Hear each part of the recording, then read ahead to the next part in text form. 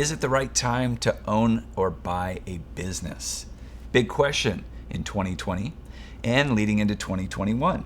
As COVID-19 has created havoc on the marketplace, owning a business may not be the best place to be going forward. However, if you're seeking to sell that business, now may be the perfect time to sell that business before it gets worse.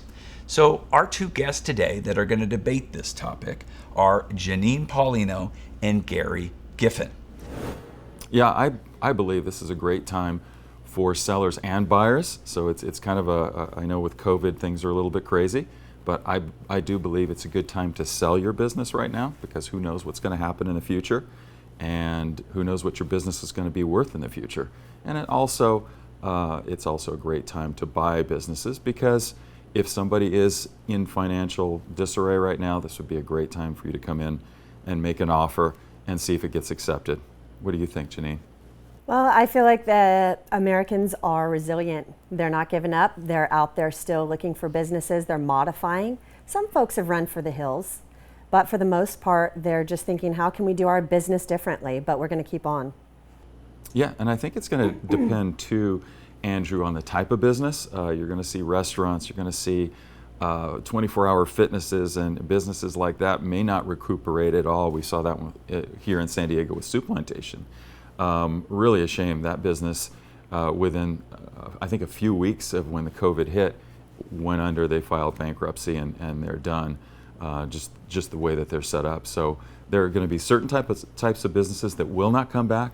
There'll be some businesses that will maybe make it back, maybe they'll make it stronger. You see the in-and-out style restaurants and that type of business doing really, really well. Gas stations probably doing really well right now too. That's my take. I feel like where there's a will, there's a way.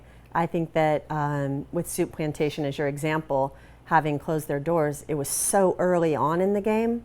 I don't know, I think that not they specifically, but I think that when people get more creative and just modify, I mean, there's change always happening. You just have to roll with the punches. Yeah, agreed.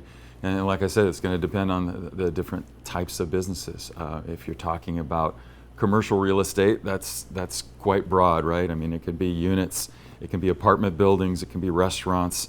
It incorporates a lot, and we'll find out here in the next couple months really what's going to be the flavor and what's going to happen. So we'll definitely keep our eyes on the market, and myself and Janine will probably be back to give you a report here in the next couple months to see really what's happening.